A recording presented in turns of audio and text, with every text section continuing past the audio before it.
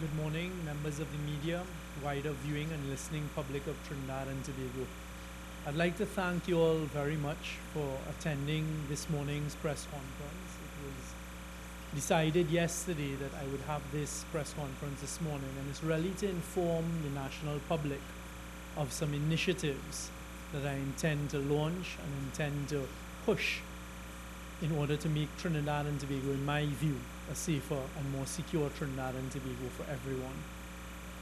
Undoubtedly, every citizen, every law-abiding and civic-minded citizen of Trinidad and Tobago will know and would accept that one of the grave difficulties facing us in national security and being able to secure our citizens, our law-abiding citizens, on a daily basis is the scourge of illegal firearms. Almost every serious crime, and in particular almost every violent crime, and unfortunately the vast majority of murders being committed in Trinidad and Tobago are being done via illegal firearms. For a long time, we've been looking at this, we've been studying it. We, as the citizens of Trinidad and Tobago, know that every criminal out there wants to have an illegal firearm if he or she does not already have an illegal firearm. Unfortunately, our citizens, for the last, I would say, over 5 years, for many years now, have been suffering at the hands of the criminal element who, unfortunately, have had access to illegal firearms. We all know that firearms are not made in Trinidad and Tobago. I could remember as a much younger person the days where a criminal would use a homemade shotgun or homemade firearm and how crude those devices were. You also would remember the days where there were not available firearms for use in committing crimes and serious crimes. And you'd find that when the police held the perpetrators, it would be an old rusty revolver, maybe with a couple rounds of ammunition. The reality that we're facing in national security and with our law enforcement agencies who are charged with the responsibility of fighting crime is that, unfortunately, our borders for a period of time were too porous, and there seemed to have been quite a large availability and a large inpouring of illegal firearms. Our law enforcement officers, along with our intelligence agencies, have been working on trying to eradicate and pull back on these illegal firearms as we've been shutting down our borders over the last few months. And I'd like to thank the men and the women in Trinidad and Tobago Police Service and the men and women in Trinidad and Tobago Defense Force and in particular the Coast Guard for the great work they've been doing on our borders at keeping the borders less porous, making it more difficult for the importation of illegal firearms and arms. The reality is that there are already significant amounts in Trinidad and Tobago. We have asked as an administration for an estimation. I have heard an estimation of illegal firearms in Trinidad and Tobago in the range of thousands. 9,000 was the figure we were told. That is not necessarily an accurate statistic, but it is the best that they can do, our intelligence agencies working with the data that they have, etc. We have the police service, along with the Trinidad and Tobago Defense Force, taking thousands of firearms and tens of thousands of rounds of ammunition, illegal firearms and illegal rounds of ammunition off our streets on an annual basis. We, as an administration, have taken a decision. I discussed it with the Honorable Prime Minister, and he gave me the go-ahead. I've asked the Attorney General to do the necessary drafting of legislation, and that's what I've come here today to announce.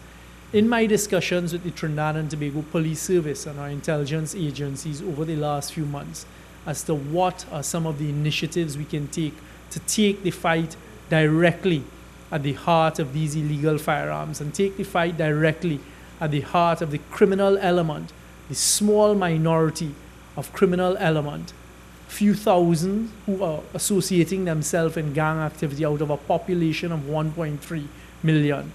What else can we do? What else can we roll out to take the fight to these criminals and to push them back and to make their lives unbearable and to make their lives more difficult. So us, the law-abiding citizens of Trinidad and Tobago, have more room to breathe, and we have more room in a safer environment in Trinidad and Tobago.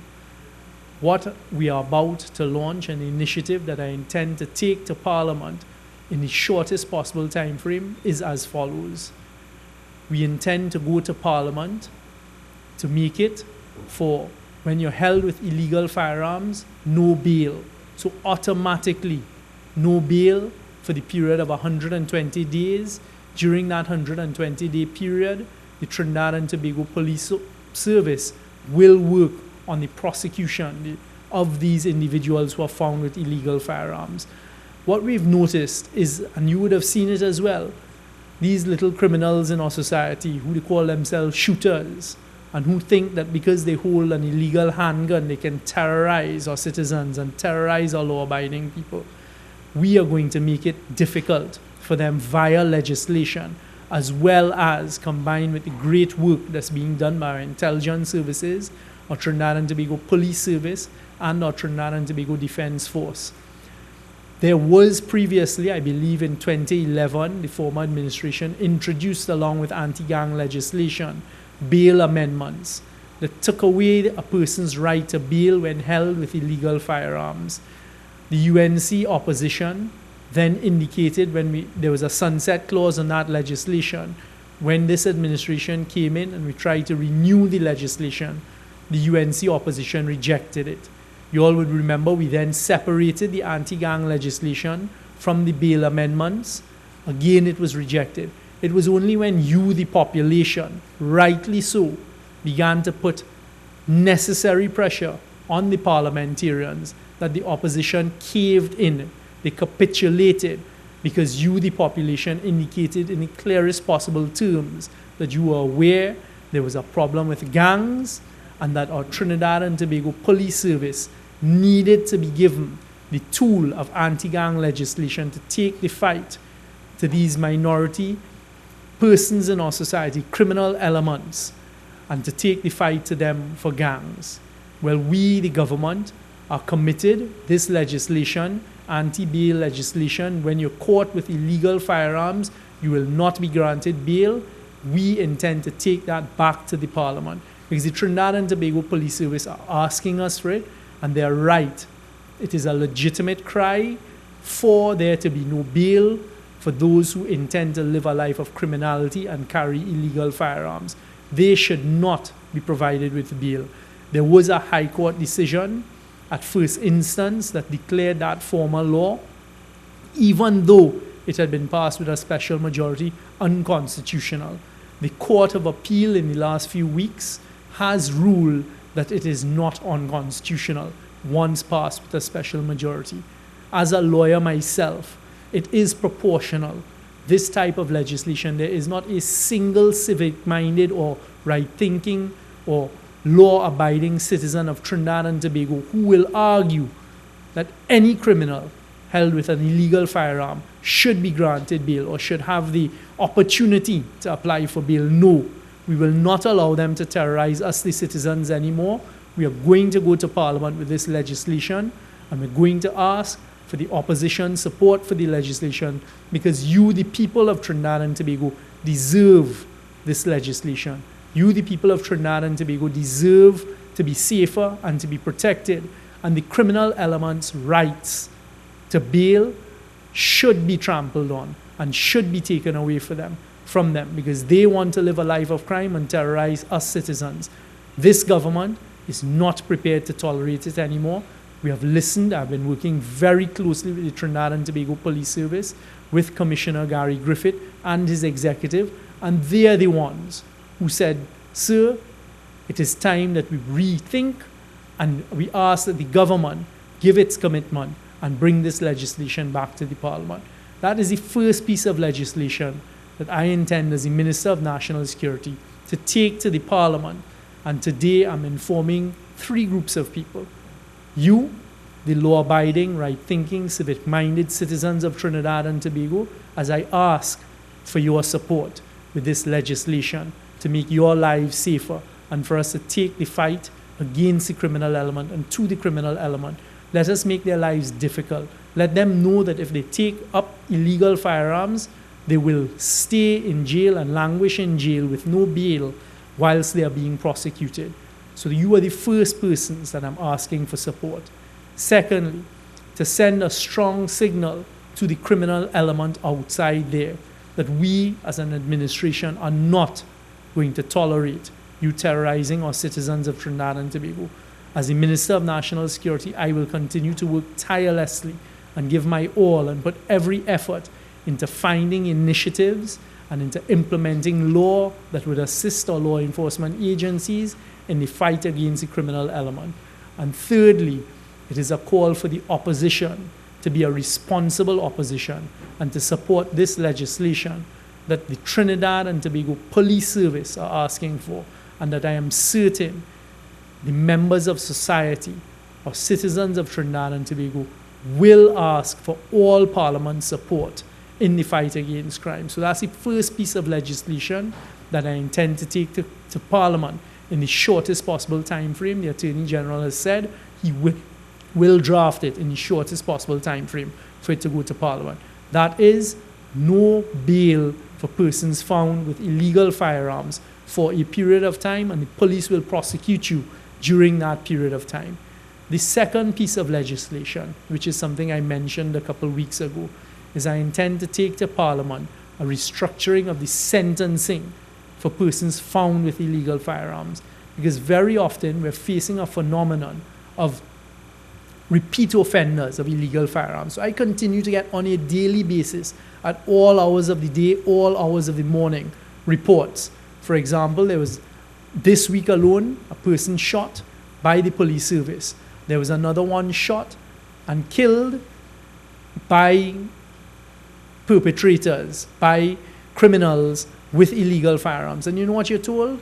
When you see the police report, the person is known for drug offenses and known as a repeat illegal firearm carrier. In other words, they've been charged previously with illegal firearms. When I asked for the statistics and looked at it, there is a phenomenon that has been taking place, that these criminals in our society who carry illegal firearms, the shooters as they like to call themselves, they're found with an illegal firearm, they're prosecuted in the courts. Unfortunately, at times, there's a lot of diversity between the types of sentences given. So I have heard the most ridiculous, that persons who are pleaded guilty, they now plead guilty to carrying an illegal firearm, given a fine of $3,000. Pay the $3,000, they back out on the street, walk straight back, pick up an illegal firearm, go and commit a criminal. I intend to take to Parliament a tiered sentencing and penalty system for repeat firearm offenders, illegal firearm offenders. You're caught the first time with an illegal firearm, this is the sentence, this is the amount of fine. You're caught for a second time, I want it increased massively. So we take it up another tier. You're caught the third time, strike out. Massive sentence, massive fine. Let us let the criminal element know. Let us tell the judiciary from a policy perspective, this is what we, the citizens of Trinidad and Tobago, want. This is what we expect. Let the criminal element out there who have terrorized us for too long know. When you're caught, no bail, increase in sentences. You want to be a repeat offender, it's going to be a bigger sentence, so you're going to spend longer in prison with a bigger fine. Let us make it difficult for them. It's time for us to take Trinidad and Tobago back as we can. The third piece of legislation that I intend to take to Parliament after discussion with the Attorney General is if you are out on bail, because we have a lot of persons who have been charged, they get bail, they're out on bail, and you are caught in another criminal act, and a serious criminal act. So you're out on bail and you want to continue your life of criminality, again, your bail will be immediately revoked, and also you will be put in prison and have no bail available to you. So if you are out on bail and you decide to continue with a life of criminality, and you are caught and you are charged, you will no longer have access to bail whilst you await the outcome of that second and first charge. These are three very important initiatives, in my humble opinion, that I intend to take to Parliament with the full support of the Trinidad and Tobago Police Service. In fact, it's not only the full support of. In discussions with the Trinidad and Tobago Police Service, they have asked, the same way they asked for anti-gang legislation, they have asked for this type of legislation to assist them in the fight against the criminal element. We all know, as I stand here and I talk, I'm seeing the heads nodding in unison. We all know that there are criminal elements out there in a minority who think because they have a piece of metal in their hand that can shoot projectiles, bullets at us, they can terrorize us. Why should they have the normal rights that the rest of us have with respect to access to bail? Why, if they're out on bail, should they be allowed to continue in a life of criminality and terrorize us, the citizens of Trinidad and Tobago? As the Minister of National Security, this is one of the initiatives that I am going to go to Parliament with. And I'm putting the country on notice, and I'm putting the opposition on notice. And I'm asking for the full support of every citizen of Trinidad and Tobago who is law-abiding for these three important pieces of legislation. Our Trinidad and Tobago Police Service and those who assist them have asked for this type of legislative power, this type of legislative pushback on the criminal element. And I intend to take it to Parliament, and I intend to fight for the rights of every law-abiding citizen of Trinidad and Tobago as we take on the criminal element. No one, and I always say this, no one is above the law. And in particular, those, I was about to say something I shouldn't, those persons out there who want to live a life of crime, we are not going to sit idly by as a government and allow you to do so. We will do all that we can, which includes this type of legislation, to provide the levels of support for the Trinidad and Tobago Police Service, other law enforcement agencies in their fight against crime. As I have your attention, I'd also just like to use the opportunity to thank the men and women in Trinidad and Tobago Police Service who are doing a tremendous job, to thank the men and women in our immigration services who are also doing a great job.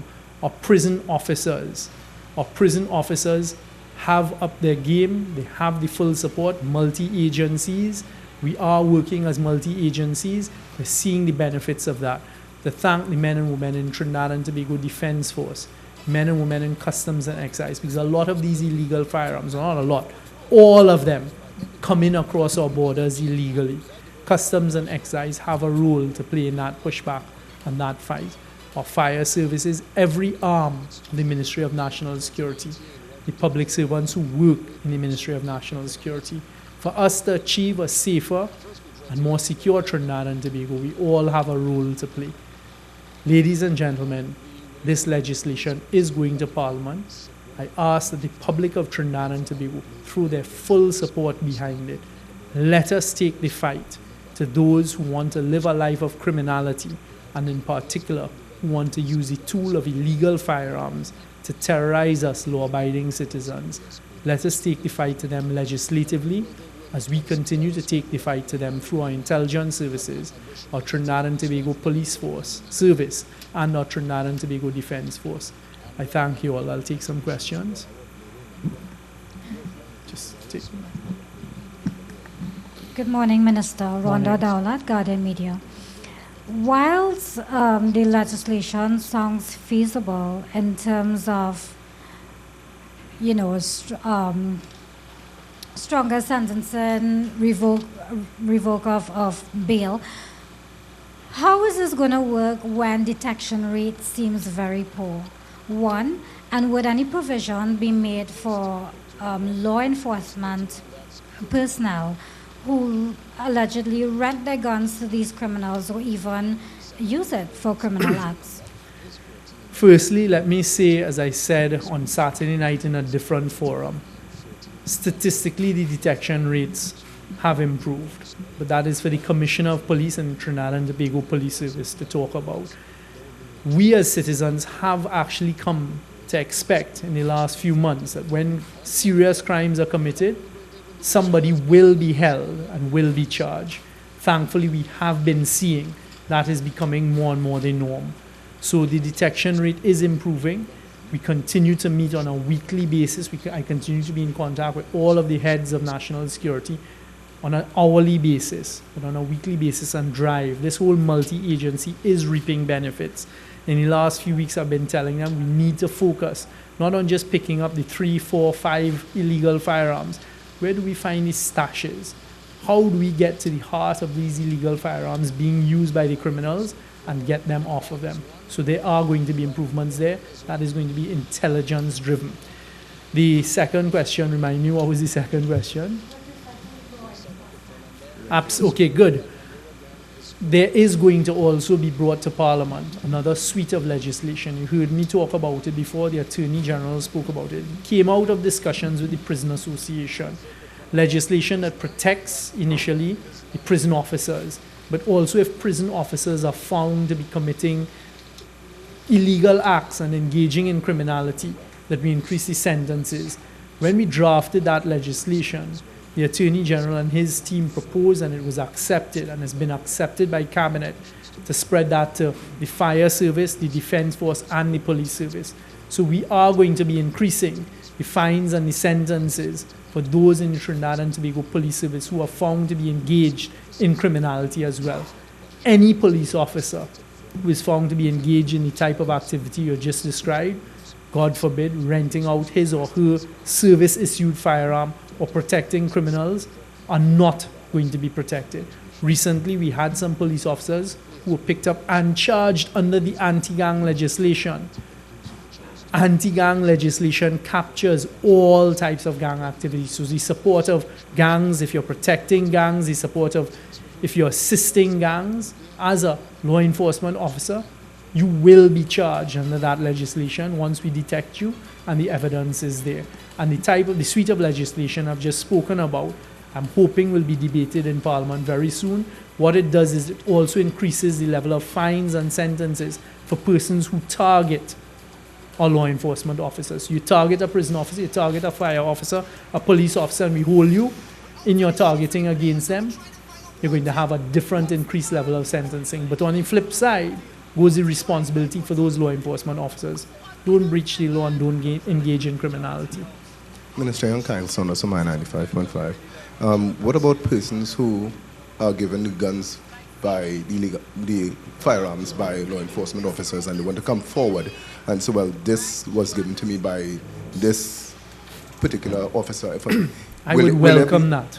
Will there be any sort of reduced not fines or anything like that, but reduce, from persons? First of all, in law, the only person who can offer immunity from criminal prosecution in Trinidad and Tobago currently is the Director of Public Prosecutions. So that is solely within the discretion of the Director of Public Prosecutions. I have asked for policy to be developed here at National Security, then I'll take it to Cabinet for immunity type legislation for exactly those types of instances where you have persons who want to assist in the fight of crime, against crime. They may be part of the criminal element, and as we say, they want to flip, they want to provide evidence, but they have committed crimes, that we have some sort of immunity legislation, which right now is the sole discretion of the DPP, but it also covers undercover police officers and undercover people in law enforcement. We would welcome that. I am certain the Trinidad and Tobago Police Service would welcome anyone who knows of any police officers, any law enforcement officer who's engaging in a life of criminality to provide that information. Once there's sufficient evidence, those persons can be charged and will be charged, meaning the law enforcement officers who engage in criminal activity. The DPP, whose discretion it is to provide immunity, I'm sure once he is brought into the picture from the word go and guides that type of operation, I'm sure he will act reasonably and responsibly. What's the difference between this and a gun amnesty? A gun amnesty. Okay, first of all, let me say we are not going down the road of a gun amnesty. I'll explain why. A gun amnesty is when a government takes a decision, bring in your illegal firearms, your illegal guns, your illegal ammunition, and you will not be prosecuted. So just bring it in, it doesn't matter. We'll allow you to leave without charge. Bring it in, give it to us. And very often, the government agency pays a reward in return for it. We looked at it, and in fact, the Commissioner of Police and myself were on a radio program a couple of weeks together at the same time. And he looked at it when he was the Minister of National Security. I have looked at it. He's looked at it now in his role as Commissioner of Police. I continue to look at it. Trinidad and Tobago is very different. In places where gun amnesty has worked, they're not overrun by a criminal element utilizing illegal firearms, and they're very difficult to have access to illegal firearms. So it actually takes a lot of illegal firearms off the street, reduces the amount of legal firearms that are available in a significant way.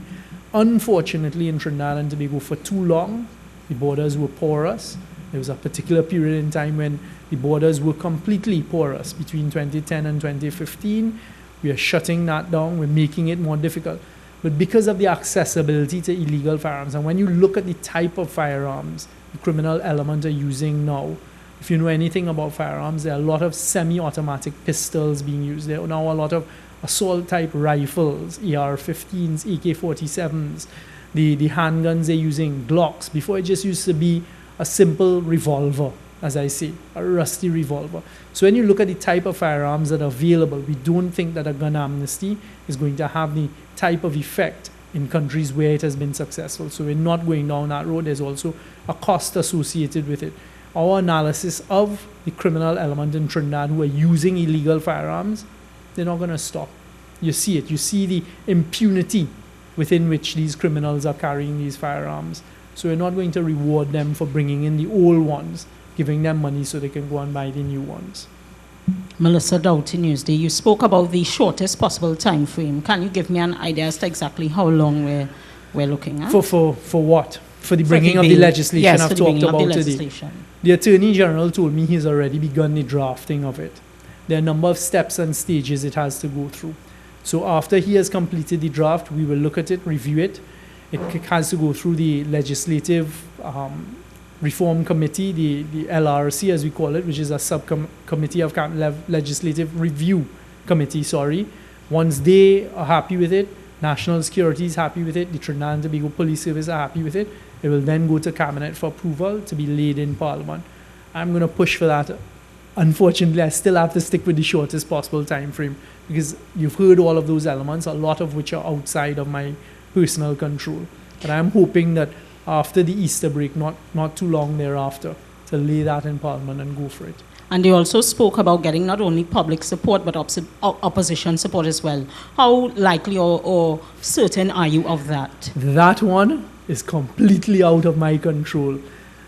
The opposition support will come once the population cries for this type of legislation and offers its support for the legislation.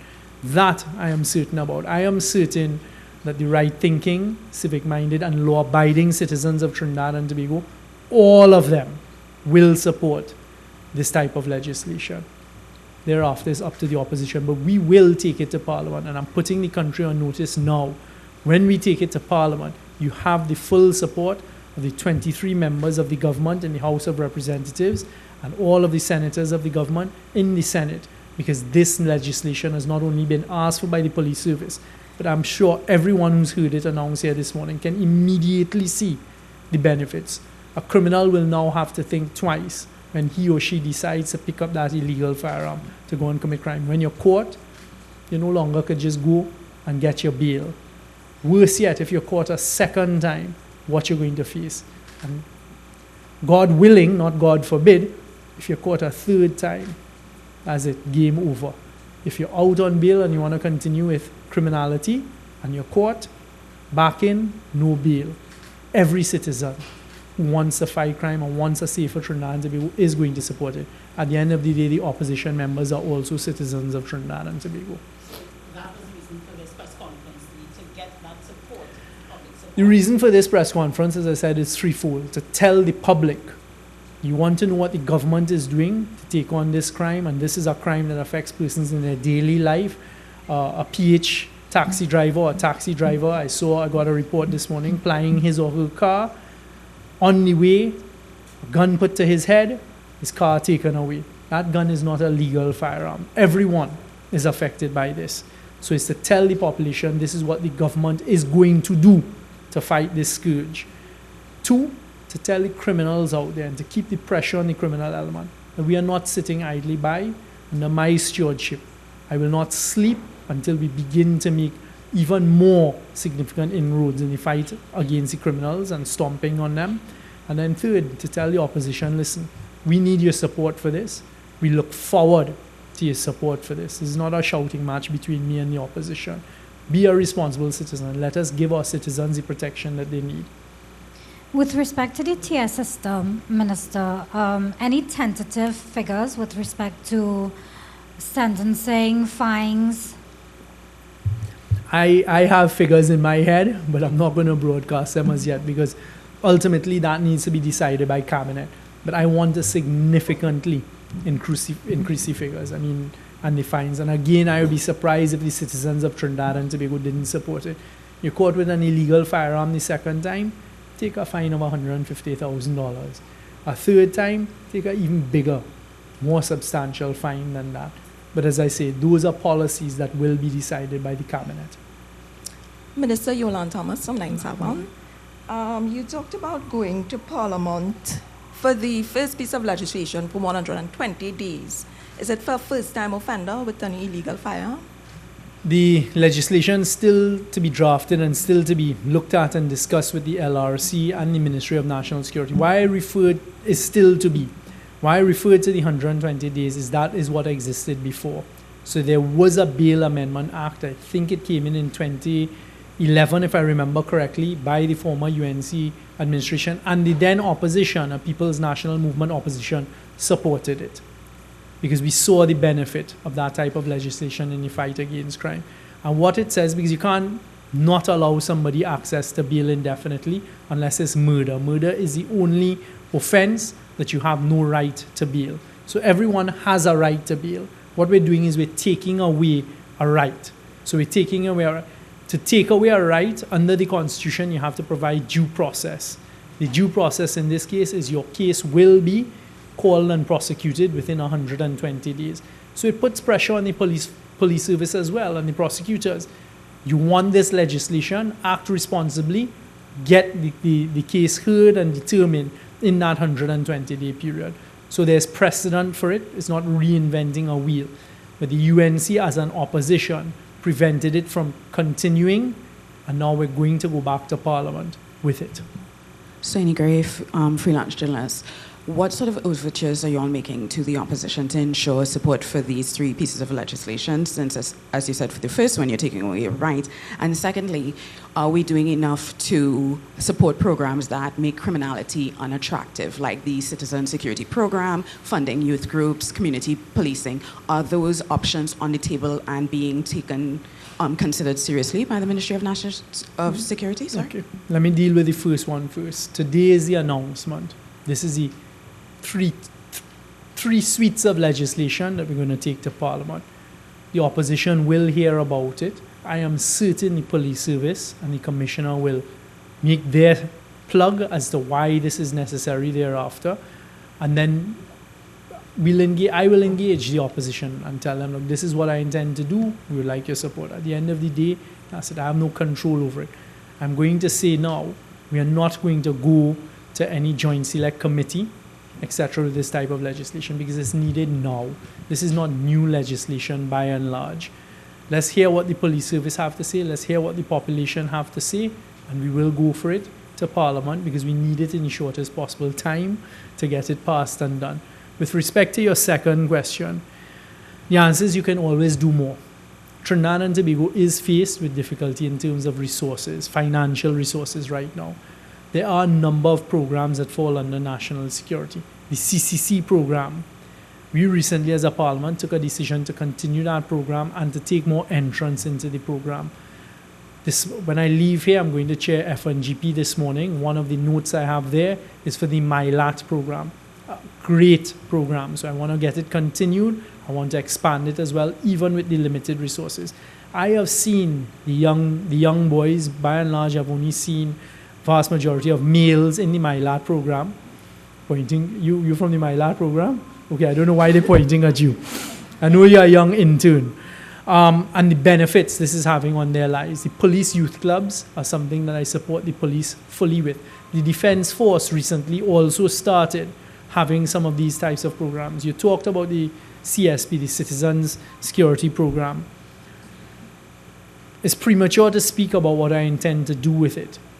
I have asked them to relook at the program. I think it's time we come with a new program, but utilizing all of the good that CSP had. And that's something we're going to call Cure Violence. They do tremendous work in various communities throughout Trinidad and Tobago. They have my full support, but I want to expand it. Sometimes you get stale being operating in the same environment, same way all of the time. So I've challenged them. Let's look at what more can be done. In my view, there's only so much national security could do. I'm also looking at reforming the cadet service. I believe by giving young men and women an opportunity at young ages, it helps keep you away from lives of crime. In my interaction with the Trinidad and Tobago prisons, I've also been speaking to the prisoners who are in the prisons. They've made a mistake in life. Okay, let's help them reform. When they come back out, no, they are some of the best advocates to speak to the young men in these communities and the young women in these communities and tell them why, look, a life of crime may not be, is not all that it seems to be and is hyped up to be. These are the consequences, these are the circumstances. Programs like Wayne Chance has, and some of these Vision on a Mission, what persons like Garth St. Clair and his wife are doing, these are tremendous programs that national security will give. Over the carnival period, there was a carnival production team, some young men. I didn't get the opportunity to meet them, Zeba Peak. What they were doing is giving young children in challenged communities an opportunity to play mass in a controlled environment and to have fun and to have positive outlets. We gave as much support as we could. Those are the types of things I want to continue supporting. We in Trinidad and Tobago all have to do our part. So the answer is, I think more can be done. We're doing as much as we can with the limited resources. I think we must always look for the opportunities. I think education, Ministry of Education has a role to play. There needs to be more of all of government, community development, social services, sport, Ministry of Sport and Youth Affairs. All have a role to play because it is a real phenomenon and is something as a society we are struggling with. Minister, good morning. Andrew Rodriguez, TV6 News.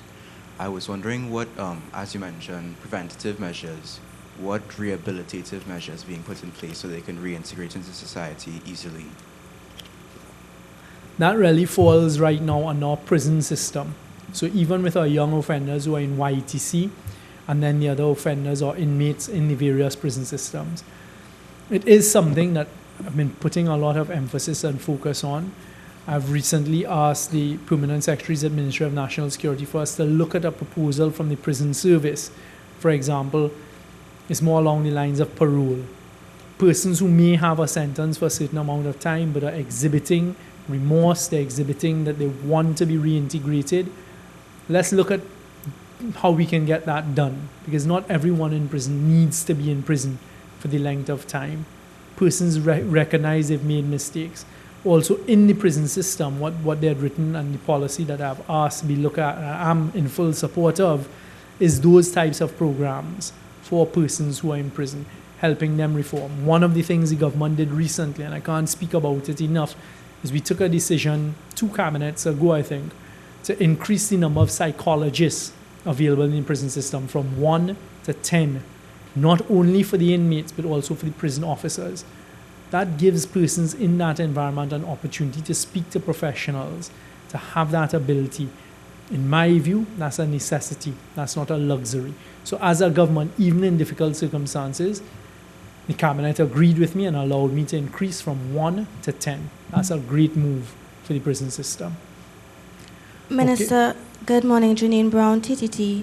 News, you mentioned an estimate of 9,000 illegal firearms in the country at this time. I'm just wondering, I know you said it's an estimate, but I'm just wondering if you could share how that figure was, how you all arrived at that figure, and also if you are able to provide the number of illegal firearms seized for the year thus far, and perhaps in most recent years, 2017, 2018. Let me answer the second part first. The Trinidad and Tobago Police Service can provide that information, and I'll ask that they will provide that at the next press conference they have.